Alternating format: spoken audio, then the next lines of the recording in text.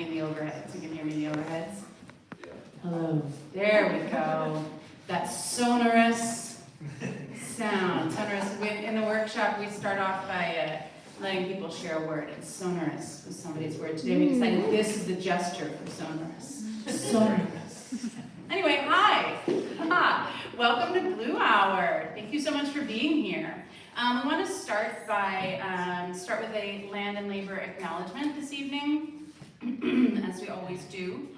We want to acknowledge that this event is being hosted on the unceded traditional homelands of the Council of the Three Fires, the Ojibwe, Odawa, and Potawatomi nations. Many other tribes, such as the Miami, Ho-Chunk, Menominee, Sauk, and Fox, also called this area home. The region has long been a center for Indigenous people to gather, trade, and maintain kinship ties. Today, one of the largest urban American Indian communities in the United States resides right here in Chicago, continuing to contribute to the vitality of this city and to celebrate their heritage, practice traditions, and care for the land and waterways. We invite you to explore the unceded homelands on which you find yourself as well, and to take this moment to honor all those who came before us, the Indigenous peoples displaced by colonization, as well as those who built this country through uncompensated and compulsory labor, those enslaved and those oppressed. We honor those who came before and all those who continue to live on this land as we hold this shared space for art and expression. So just a little information about the Chicago Poetry Center, the host of this gathering tonight. At the Chicago Poetry Center, we believe that poetry illuminates our individual and shared humanity, fueling thriving lives and healthy communities. Our mission is to connect people and poetry, equitably engage poets with communities, and foster creative literacy in the city and beyond. We envision and work to create a fair and verdant world rooted in artistic expression, human connection, and boundless imagination. In addition to our public programming that includes this Blue Hour reading series and workshop, as well as throughout the summer, a weekly open mic and featured reader at a place called the Green at 320. And there's a poster about that in the back with a QR code, so you can get information there. We also do programming in schools, poetry residencies and pop-up performances, and we also have our Critical Conversations at Work anti-racism program. So if you're interested in any of that, you can go to that table and get lots of information, or grab any of us staff members, politely and with consent, and we will talk to you about those things.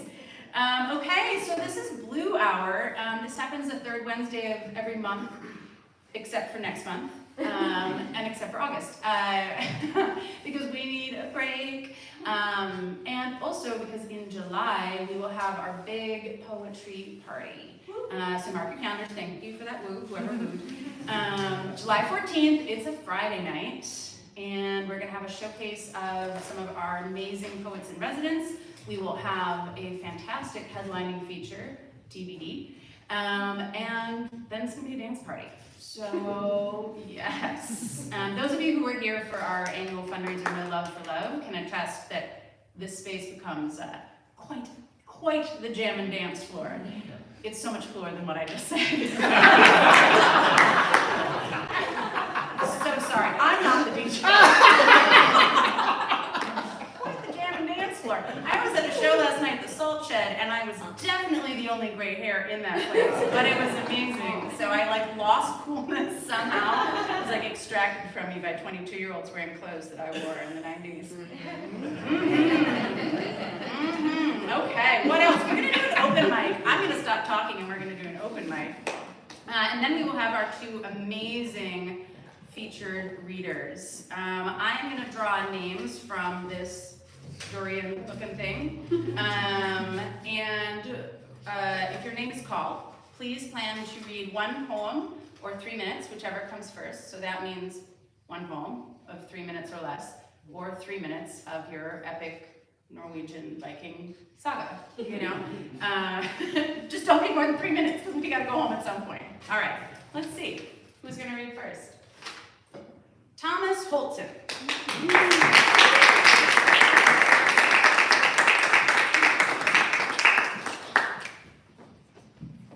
Hello. Hello. Hello. Yeah, I have a poem. I think I've been really inspired recently by writing just very like conversationally and direct in my poetry, and this is sort of like inspired by that. I sort of thought about it as like a voicemail, or like a hypothetical voicemail to a friend. So with that in mind, yeah. It's called 20 Piece from Zaxby's. Hey man, was just thinking about you and wanted to let you know that the time you asked what part of the chicken wing the wishbone is in got me through all of 2019. We laughed about the wishbone 12 times that year. We stopped at Zaxby's 12 times. To deflect from the wishbone thing, you tried to organize this game where we guessed whether a specific wing would be a flat or a drum, but it didn't have much potential as a game.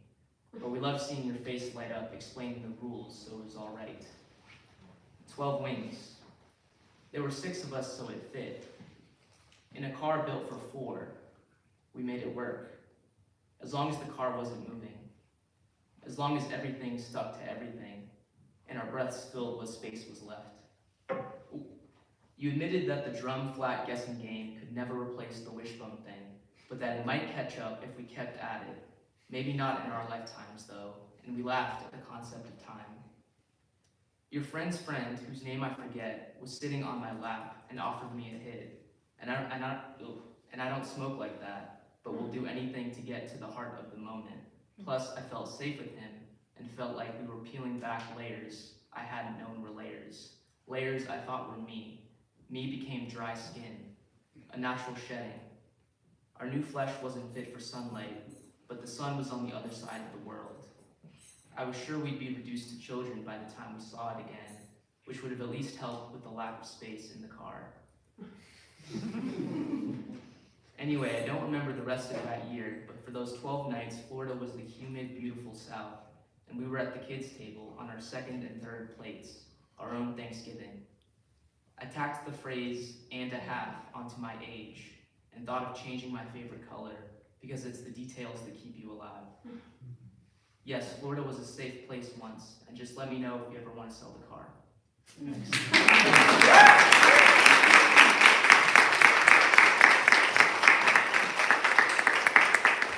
All right, give it up for Thomas.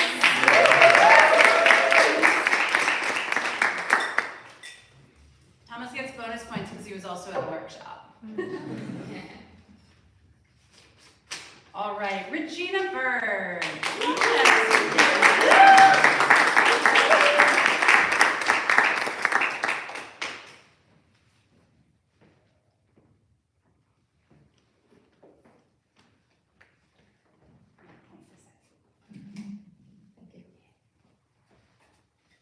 The title of this poem is How to Let Go.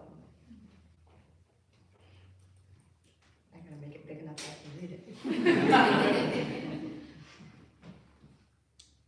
Climb the steep attic stairs with the junkers to dust motes rising into the shadowed vault of the rafters.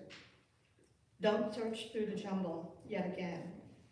There is nothing more in the sagging walls of boxes. His brown-paged college textbook, now 40 years in hiding. Newspapers smothering in their plastic sleeves. Vivid shreds of Christmas sweaters, drunken towers of plastic syrupy cups, and straws buried by more stacks of stuff, more junk. His treasure. Slip empty down the dim stairs. Sit silent in the hollow of his wing chair. Back to the door. Don't flinch at each creak of a step, or let your twisting fingers stray to your damned throat. When they bring down the slim bones of his desk, drawers gaping and faceless, don't turn your head. Breathe. Bury the ghost of it when you hear it fall splintering from truck to curb. Breathe.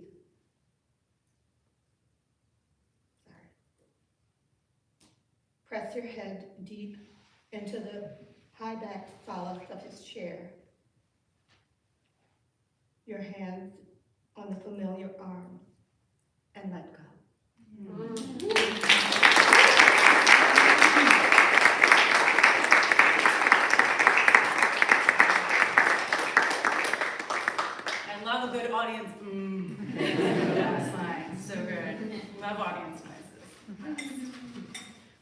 record someday of just audience. All right, let's see. Lee Johnson.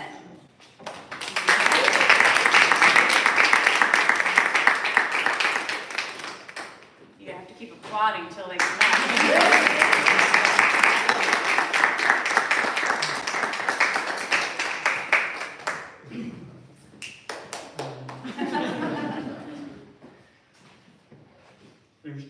There's two things I want to explain first. In the poem, I put together me and I on a regular basis. I'm Asperger's syndrome. I was diagnosed when I was like 40. And so sometimes the perspective of looking out and looking in at the same time is something that I really like to play with. Also, I'm very hard of hearing. I have a cochlear implant, and I grew up functionally deaf in a hearing family, but this was always referred to as my dead ear. So even mostly by the doctors. So there's a phrase in here talking about the dead ear, except I refer to it as the undead ear. Title is Me, I Don't Know. Phone rings on vanity top. Me, I hear with undead ear. Still don't know how to do it. If last night's good sleep's over, me, we upends, misses, hits dream bar on bedside clock. Me, is home. Outside streets unsilent. Inside world is easy baked, unplanned for in alternating universe. Last night's pots and pans stack non-stop. Dinner dishes go unwashed. Phone rings on vanity top. Me, works remote, while this day's moments tossed up. What the? Inside me, is playing, just guessing. Are we second place baked goods, parked in clearance aisle of cosmic thrift store? Marked down all past expiration dates, shuffling, buying time, standing by, counting on fingers, toes. Meanwhile, bad news sound bites spill, adamant, whatever seems to backwards fit, and others help me up, then reading lips. We live in cars, please, instead, while human genome self-plays game of gimme this, gimme this, that, to teach this, to learn that, and sidestep, sit down, rest up, to nestle under cardboard sheets. Phone rings on vanity top.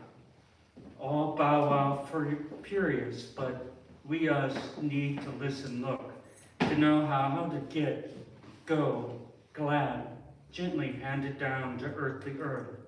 Meanwhile, me upends, recess, yes please, leaves, touches, message after. Wow, beep, with hands, ears, eyes.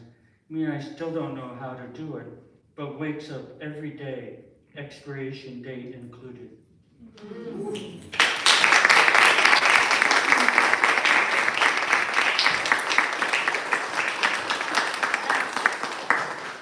You got a and a woo.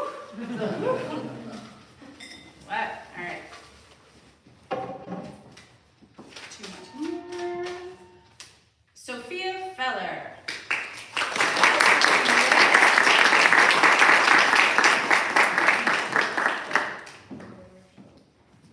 Hi there, I'm Sophia Feller.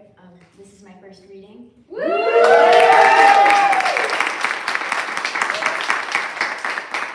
And this is my poem, Castaway. When I look back onto those days, near that pond we called a lake, I'm afraid those memories were lost to time, negligence, and the disarray typical of the dismay that can only be experienced by somebody on the fence. But, nevertheless, I remember the game that you would always want to play. You'd count the lily pads that had been estranged from their homes and have a hearty laugh as they floated away. Sometimes you'd even pull them out yourself if it had been a particularly bad day. You'd like to claim it was the weeds that were your target, though somehow. Those pesky little things never left, and neither did the bellow from the bottom of your laugh. But anyway, my point is that, now that I'm older, now that I see you in a more honest light, one that's equally bright but slightly colder, I understand why you did what you did. It's only natural to envy any sort of ship if you're convinced that you've been cast away. I guess a person latches onto whatever it is they can if they aren't able to continue treading solo at a steady pace. Still, it couldn't possibly be as though you alone bore the brunt of the burden. I can more than accept it could have been the water's weight that was to blame for the choices that had to be made. But even so, we both, or at least I, know that it was the stones you had so carefully sewn into your dress. Its self-subjugating duress would have been living on the cutting edge of the matter. But you can keep on claiming it was a tempest, a series of simple upsets, something I hadn't the maturity to comprehend yet. And yes, I may have been too young to understand. But I was too old to simply forget all the excuses you couldn't afford to remember. Besides, I'm not here to condemn or to censure your inclination to alienation, nor make light of the fact that you'd search for a vessel intact in any place but your own station. I'm just saying that if you continue tearing through life's wake, combing for your capstone, you'll find everything but what you're looking for, and the rest you will have cast away. Thank you.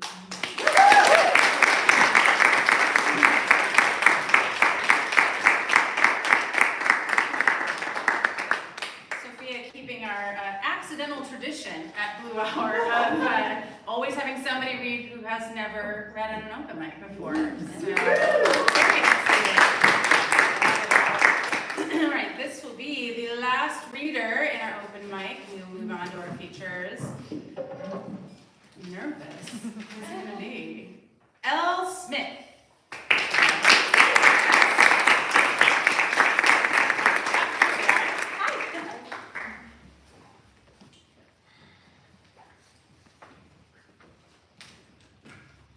So I didn't think I was going to get selected, so.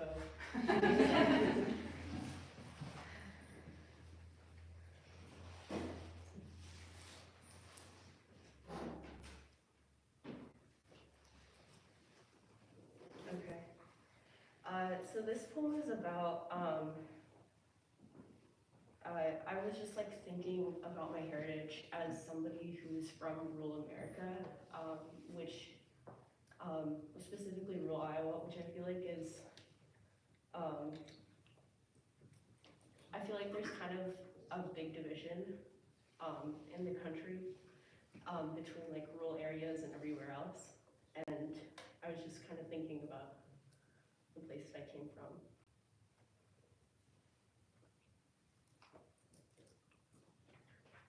I come from a long line of stoics, from men who set their mouth firmly and went to work, holding on to a plot of land, gripping tightly.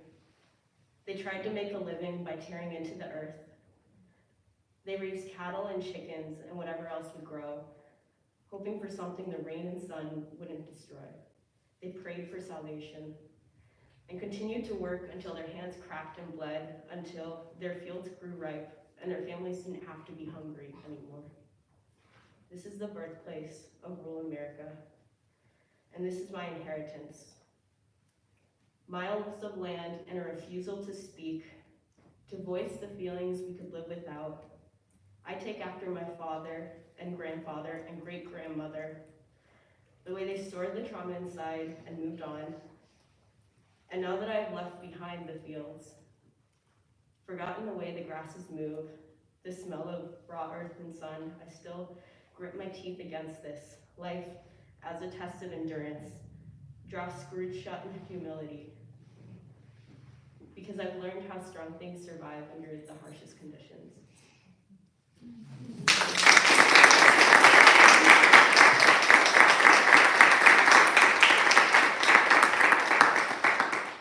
Thank you, Elle. Can we applaud one more time for everybody in the group tonight?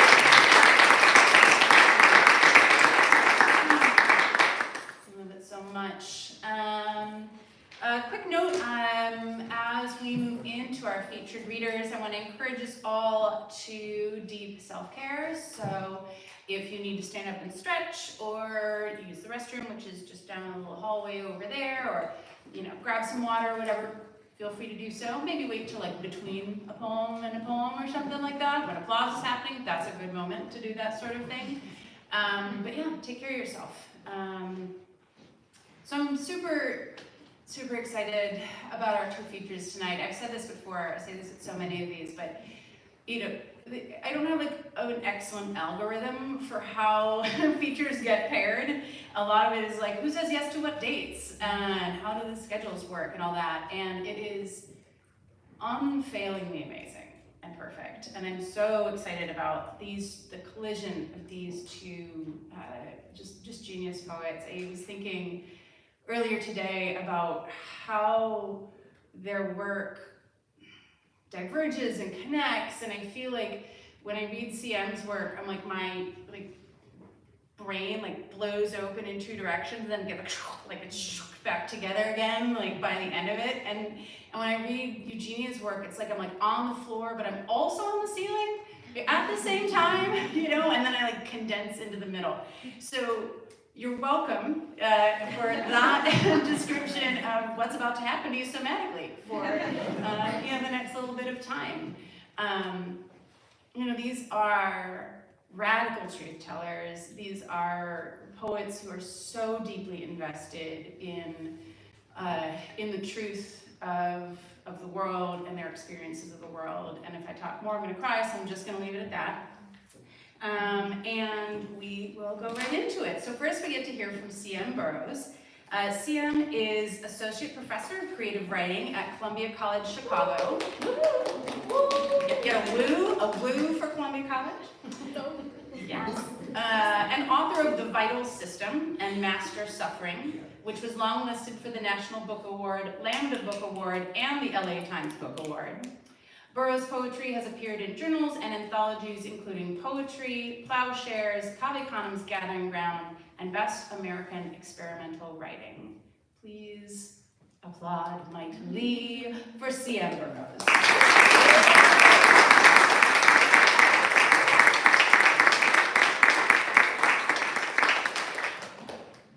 Hello, everybody. Hello. So, a couple of my students are here.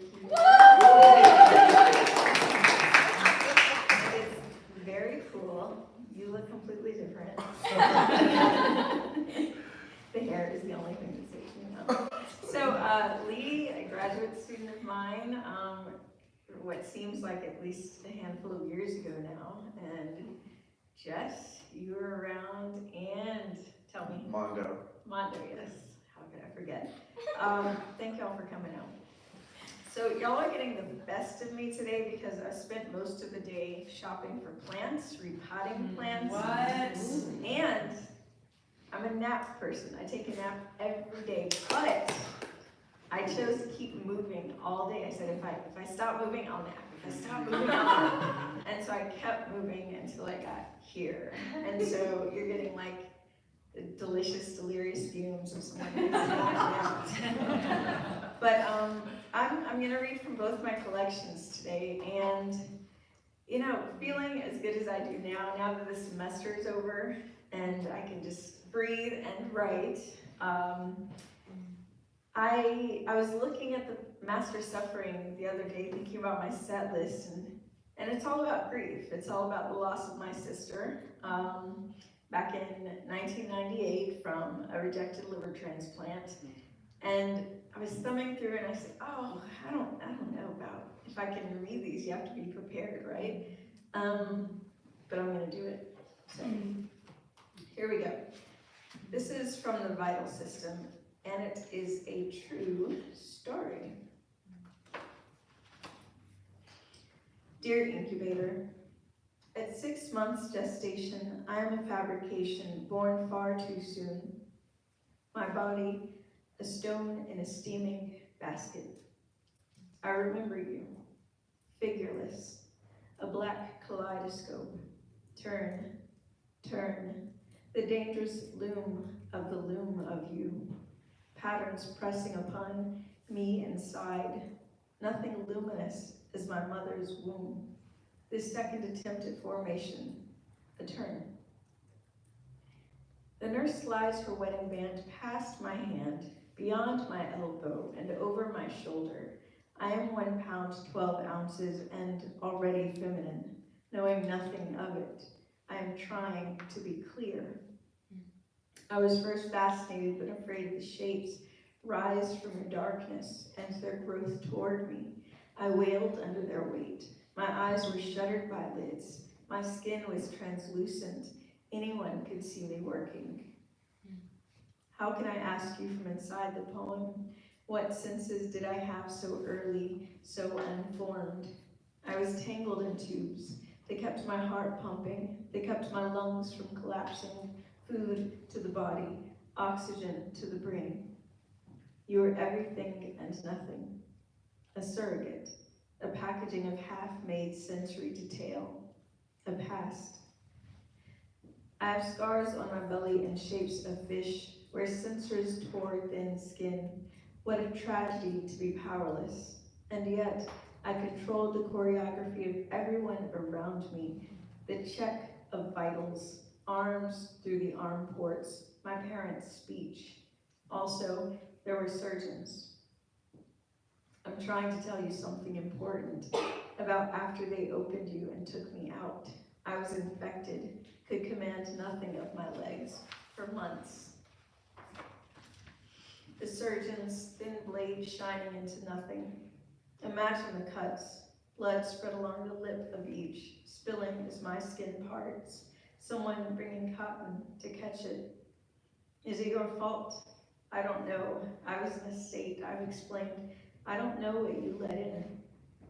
Perhaps. Do you know lovers ask about these scars, touch these raised scars? So much has happened. I'm black. I have a dead sister. I love you, but, and believe this, I mostly want to talk.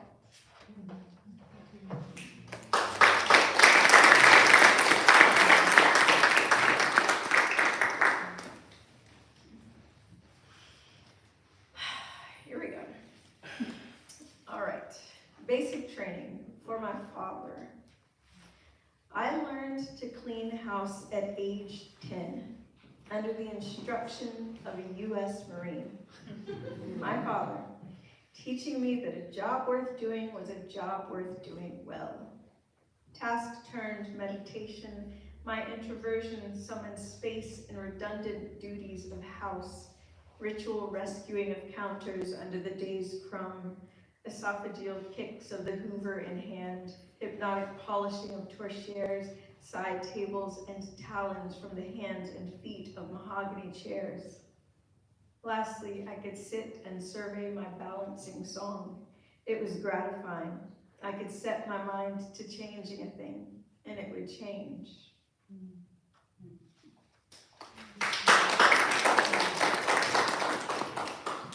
Incidents for the Forgettery. I decided that there ought to be a place for things you want to forget as I was writing this book, and so I decided there's a Forgettery now. Incidents for the Forgettery.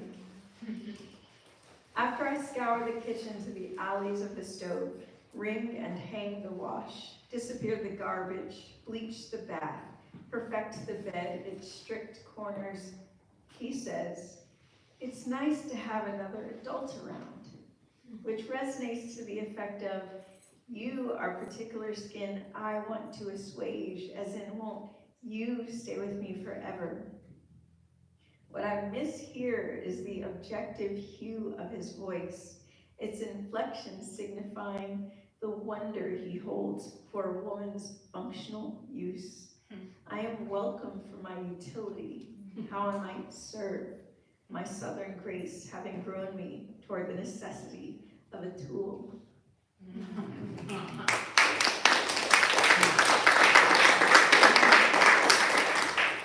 So, Thomas, right?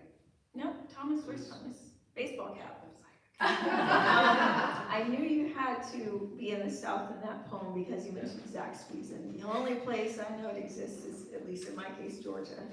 So, fellow Southerner. This has nothing to do with the poem I'm about to read.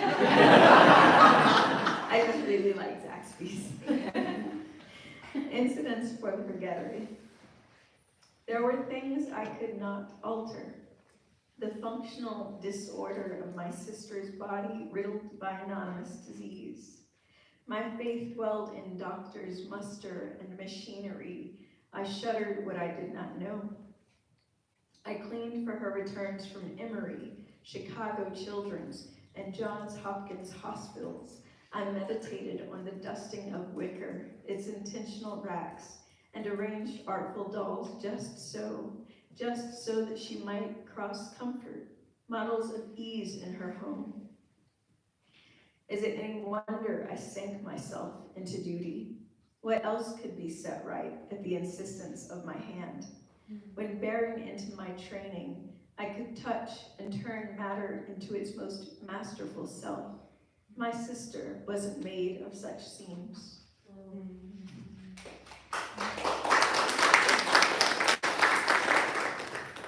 I love the claps, but y'all gonna mess up my reading time, and Eugenia's gonna be mad.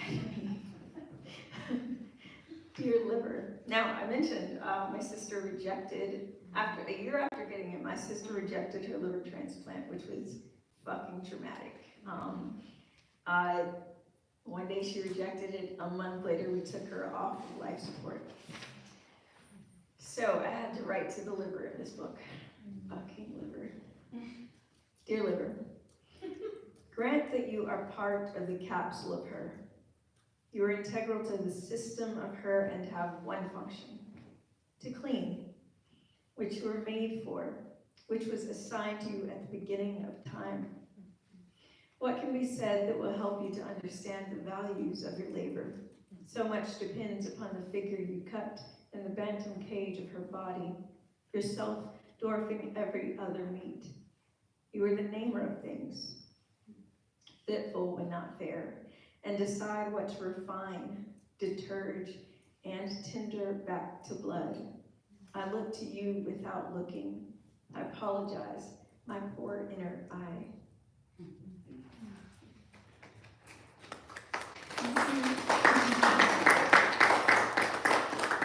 Okay, so grief fucked with belief in my case. I wasn't too much a believer, but then my sister dying just, what God? The Unbeliever.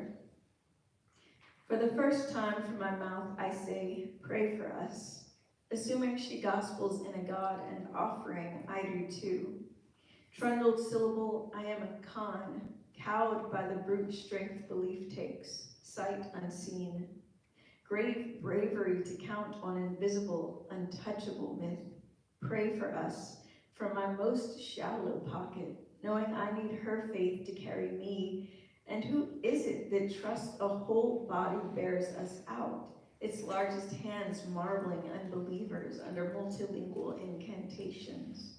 Who is it that harbors kindling for the pastor's devoted mouth, mirrors the evergreen hunger of congregation's hands, giving up the body to be taken wholly elsewhere? Truth be told, there's no proof, just people born back from half-light, from the optic nerve's most mischievous macular halos. There are no good answers for trauma, only he'll never give you more than you can bear, which is a bald-faced lie. He does, every day, failings too cacophonous to count. There's no good reason why, if he is to be believed, he won't sweep his ones across the anathema to set it right.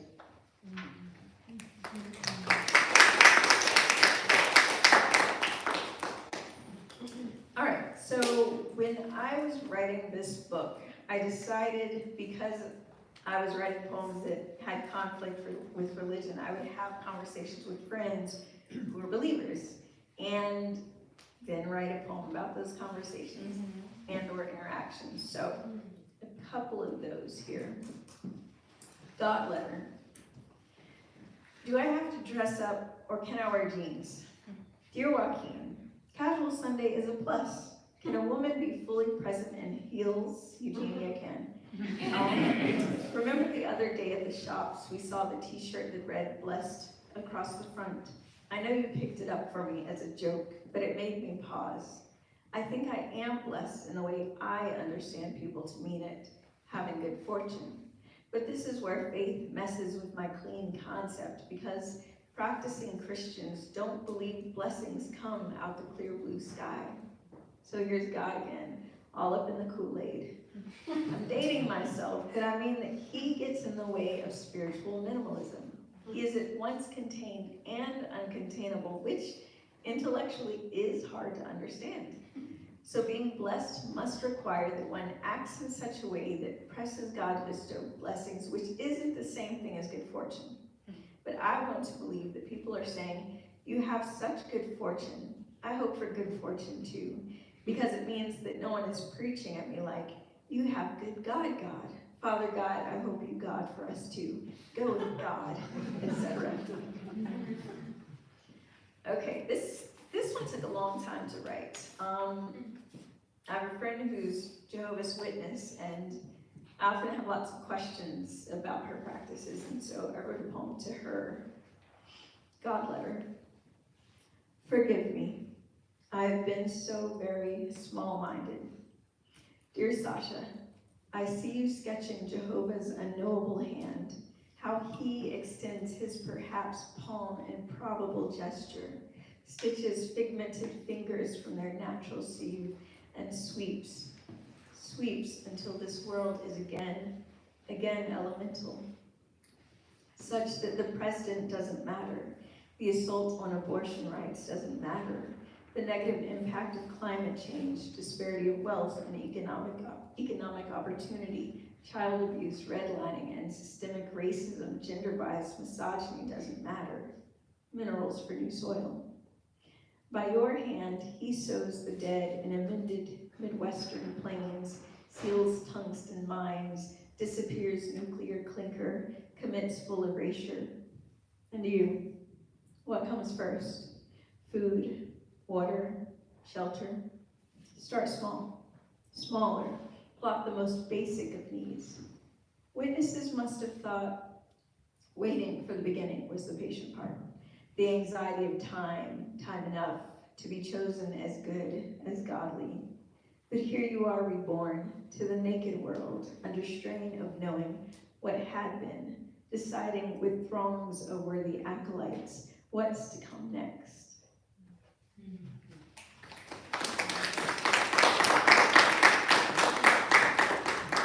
I sent it to her. I was scared of what she would say, but she just said she didn't get it, so.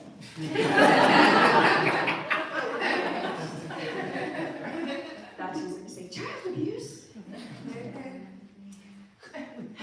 Okay, we have at least one Southerner. Who else is from the South in here? What? Two people? What? Okay, anyway. My mother taught me a saying, don't split the pole. And others might know this saying, right? Yeah. Mm-hmm. Okay. So, which means if you split any pole, this one right here, say, between you and me and Mondo for walking, that's bad luck. Gotta fix it. Supposition for my mother. Let us admit there has been division enough.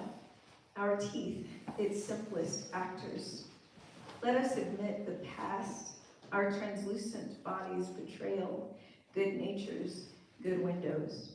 We were, weren't we, movable, series of solid matters sected. Midlife and mothered historical warnings hum, don't split the pole, so as not to forget oneself, so as not to be beguiled by the menagerie present. For any seer, bisection percusses elemental, tension, then yoke attention to see oneself and one's companions starkly on this side of the divining pine. If you split the pole, better to graft your error, better to write your route than to risk misfortune's unrelenting map for your mother and her mother and hers, for the lot of us, the clot of us, regarding the unsteady water and familial gourds at our feet.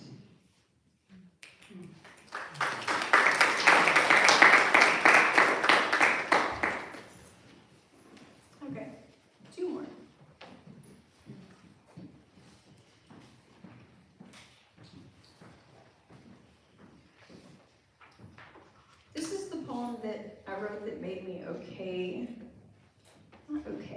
where I made peace with my sister's passing.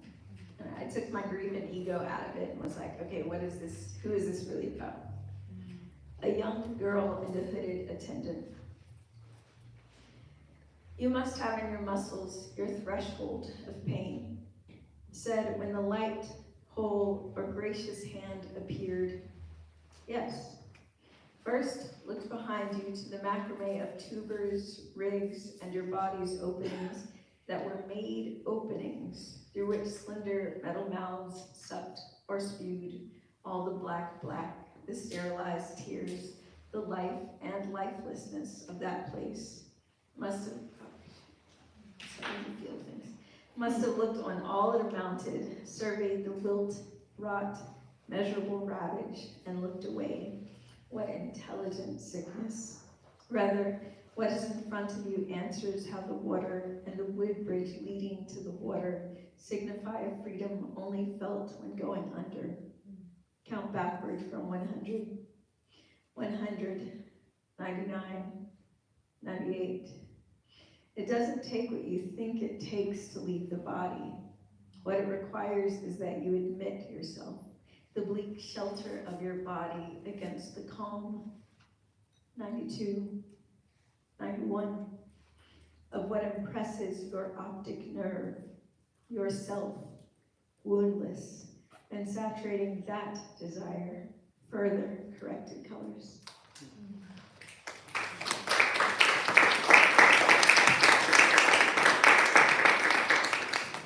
One more short ditty. To be saved. The signs begin incrementally, smallly they plumb, and dilate under the skin as egg, so that we are forced to acknowledge each incident, sometimes very human, the body shepherding itself to the bathroom in the night and back again, gasping where a toe smashes into the bed's simple feet. For a moment, we wake to radiant pain, opening and pure sound, sometimes very metal. There is worry that proliferates like operatic throats. Signs happen such that we are always gasping and awakening.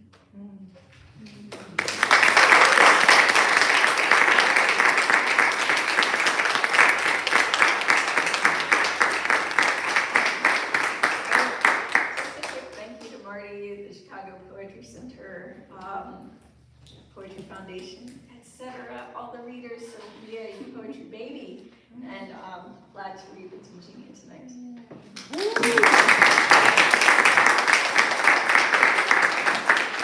One more round of applause for CM.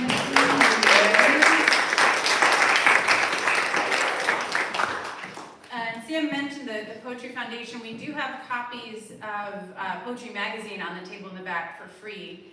A bunch have gone already, but if you didn't get one, grab one in the back there, and we'll keep having those. They've said we can have them for free, so who doesn't love free? All right. Eugenia Leigh is a Korean-American poet and the author of Bianca, which I think is like fresh off the presses, right? March. Yeah, March. Okay, that's fresh, yes. Of Bianca and Blood Sparrows and Sparrows. Her poems and essays have appeared in numerous publications, including The Nation, Plowshares, Poetry, Waxwing, and the Best of the Net anthology. The recipient of Poetry's 2021 Best Hoken Prize, as well as fellowships and awards from Poets and Writers, Kundiman, and elsewhere, Eugenia received her MFA from Sarah Lawrence College and serves as a poetry editor at the Adroit Journal. Please welcome to the stage, Eugenia Leigh.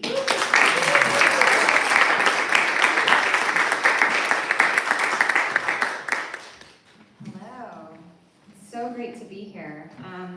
I was actually born in Chicago, but I haven't been back in a minute, and I don't know much about Chicago except Portillo's. And as soon as I arrived yesterday, the first thing I did was DoorDash an Italian beef, and they forgot my extra hot peppers. I was so sad, but there were hot peppers on the Italian beef, so it was fine. I'm just going to read you some poems from my new collection, Bianca, and I'll tell you a little bit about the book as well. It tells my childhood narrative of childhood abuse, domestic violence, parental incarceration. My father was in prison for the entire time I was a teenager. He was also a Christian minister. And so I have a complicated relationship with religion and spirituality as well. And parental deportation, he was eventually deported to Korea, a place he hadn't been since he was 10 years old, as a way out of prison. And I mentioned these stories in my first collection as well, but there were 9 years between these two books. And during those 9 years, there was a lot of life lived. I got married, I had 2 miscarriages, I had my son, and I also had the privilege of getting a lot of mental health help. And all of those experiences suddenly gave me this kind of clarity into my experiences that I didn't have before, and also a vocabulary with which I could suddenly articulate these things. And motherhood also gave me access to my rage. A lot of times when children grow up in toxic environments, you blame the self. It's like scary for the child brain to blame the people who are supposed to take care of you, right? And the first edit I got back for Bianca, my editor was like, you use the word rage too much. We get it, there's a lot of it. And so I'll read you the first poem in the collection, and it's also available on the internet somewhere, and the only difference is that the word rage has been taken out of this poem. What I miss most about hell is prayer. I'd pack a plastic bottle with vodka, drive to the crag of my life, the parking lot of a pancake house, and scream. I prayed like everyone I loved was on fire. The bright violet blob I called God would forgive the atrocities roared in ethanol, while I'd shake like a dog demanding answers from the maker of fix. Why the sycamore fruit sweetens only when bruised, the way a fist will ripen a child.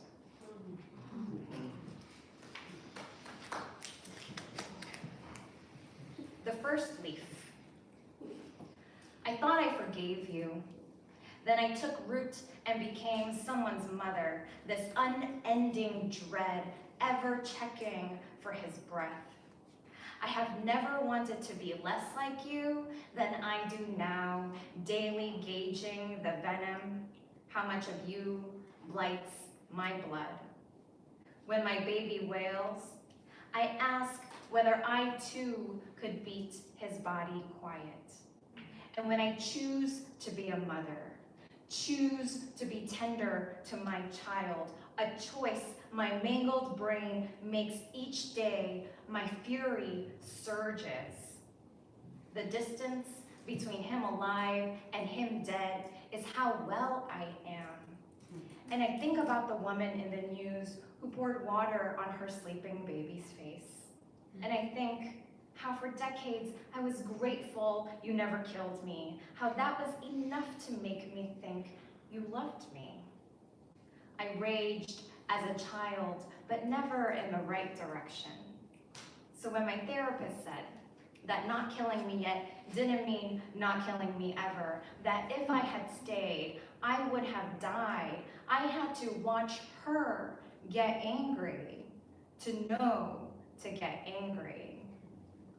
On the 8th week of the pandemic, my son, whom I sheltered at home for all that time, found on our 5th floor balcony a tiny green leaf, the width of his pinky.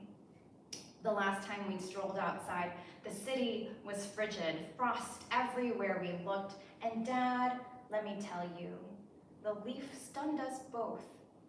Unexpected, like the olive branch snatched by the dove, barreling back to the ark. He refused to let go. The first leaf of all the leaves my child will ever hold. He looks so much like his father, nothing at all like us.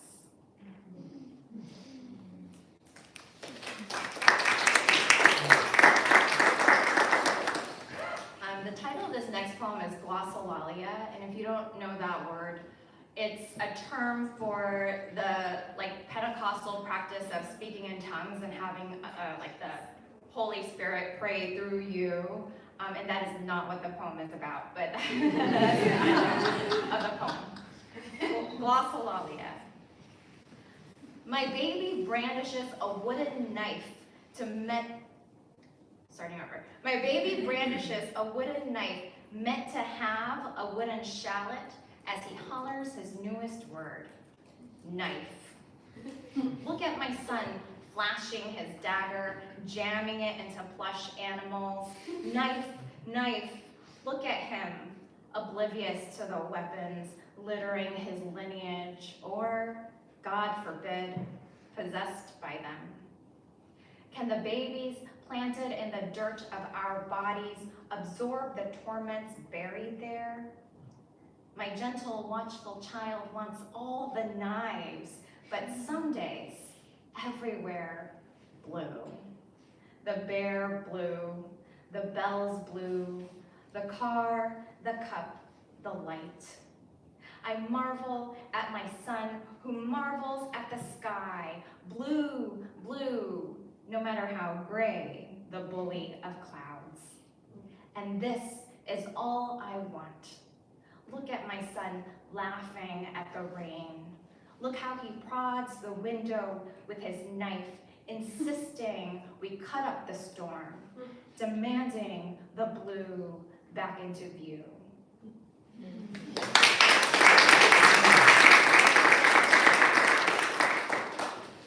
So the book is called Bianca because in my 20s, so I started seeing a therapist in my 30s, and in my mid-30s was when I was diagnosed with bipolar II disorder and complex PTSD, which I talk a bit about in Bianca. And in my 20s, before I had these diagnoses and my bipolar disorder was raging, and in the daytime I was high functioning, working, going to school, and at night I would just abuse alcohol, drugs, wreak havoc, and then black out and not remember a thing. And so my friends started to give this nightmare version of me a name, Bianca. And so they'd be like, so Bianca was here last night. And I'd be like, oh shit, what did Bianca do? And it was sort of my first practice in labeling this part of me, which then helps us to start to address it, right? And to kind of deal with it. And during the 9 years when I was like on and off writing this book, I found these journals and also these letters that Bianca had written, and some of them were addressed to my future self, to me. And so this is called To the Self Who, 12 years ago, wrote a letter to me. Soon you'll drive from ocean to ocean to reboot yourself and see how deft you are at saving your life. Here I am, nesting on the other side. You write to me from your 19th flight in a manic year, all Cuervo and Moxie, no address. You'd rather die, you say, than wind up like me, serving the best scoops of my prime to a man who chooses vanilla. You wouldn't like my desk, 2 feet wide and screwed to a wall, or this blue crib monitor, ticking like a bomb, waiting for the baby to go off. Your fears still crackle in the corners of my better brain, a brain I've learned to water and give access to sunlight. I remember the racket of plates hurled in those homes that were not homes. And I hate how I still hammer everything good until it matches the ugly warp of my wounds. I hold my husband like I am afraid I will detonate him. Like you, I know love is not a thing to be earned, only given, only lost. Like you, I forget this. We are not anyone wanted, but we were born anyway. Don't forget this. After my wedding, I wept like a Kishin, like a white-gowned, wire-haired ghost from a Korean horror story for 2 blurred years. I thought I'd fooled him into marrying me. A month before he proposed, his entire family, including the children, gathered around a cake with my name on it and sang a song with my name in it to celebrate the fact of my birth. I couldn't take it. How easy it was for them to be a family. Love should be more mysterious than this. How else can I explain the decades lived without it? I've seen you pray to a God you don't believe in. It's all right. Your mouth is not the wrong mouth to ask for this. You question who would take your body, who would take your blood. Eat, drink, in remembrance of you. Let us keep the feast.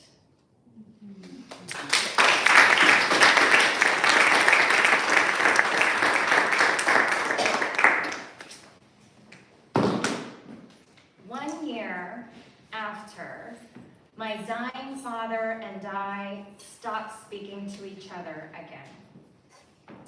Someone on the internet is mourning her dad, that old goat, with a gold mine of anecdotes, scraps of fondness I scrape off her tweet. His beef Wellington, her frogs. I want my frown-scored mouth loaded with her clean vocabulary of love. The way she holds her father's hand, no pinch of humiliation. Like the time I saw a teenager sitting on her father's lap. How I couldn't take my eyes off the alarming purity of it. How my mouth dried at the sight, like I had been drinking the wrong water all this time. When I pull the ochreous leaves from my thirsty pothos, it is too easy, no satisfactory rip, too ready to let go. I covet the reels of the lucky ones going on about their dead. Everyone I have lost before the end.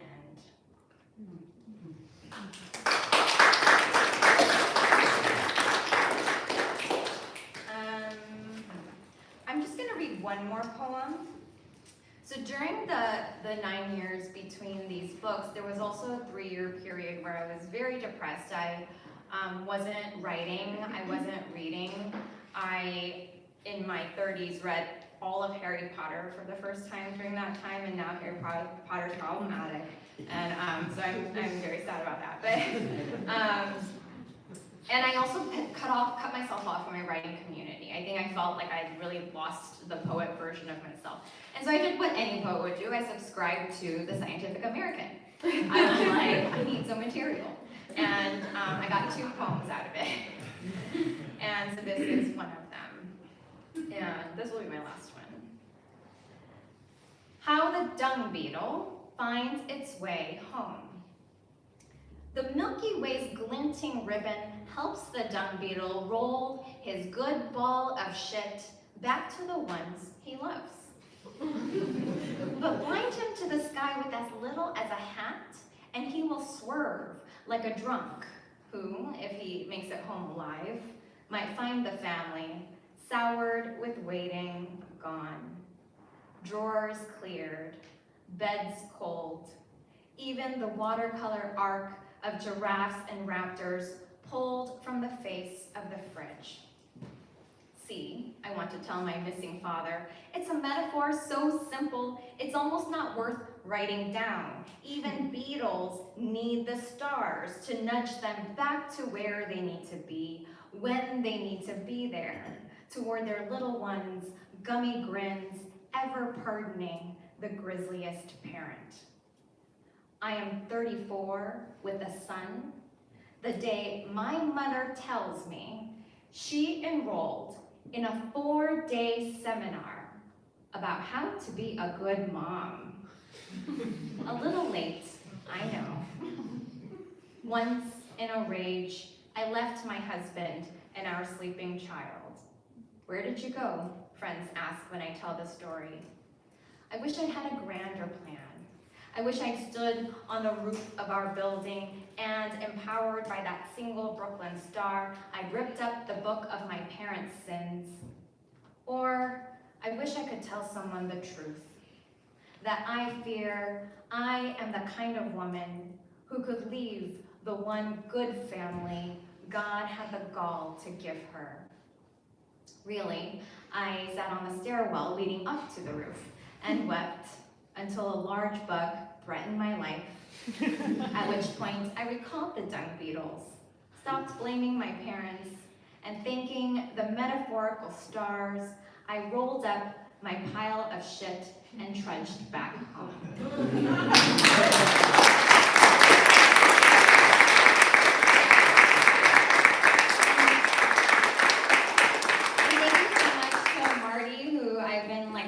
Big fangirl of since way before I was publishing poems, and to Helene, also, who I'm a fangirl of, and to CM. It's just such an honor to be here and to be with you. So thank you, everybody.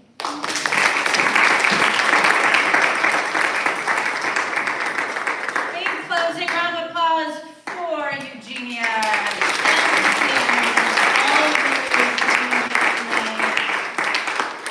Oh, fantastic. Both of our featured poets have books for sale at the back table. Oftentimes at these meetings they run out, so I would scurry on back there if you are looking to get those. There is beer, wine, water, hard seltzer, various things for sale in the back. Hang out, make a poetry friend, exceed your introversion, talk to people. This is a challenge to myself as well as all of you. Mark your calendar for July 14th, the big poetry party here. Sign up for the mailing list if you're not already on it. Those are all my announcements. Have a fantastic, wonderful, amazing night, and we'll see you in July.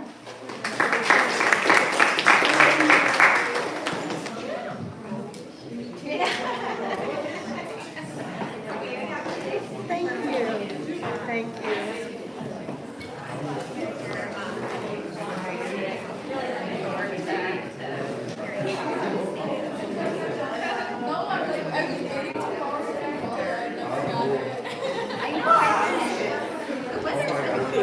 I'm not used to this hot and then it's so cold. Yeah.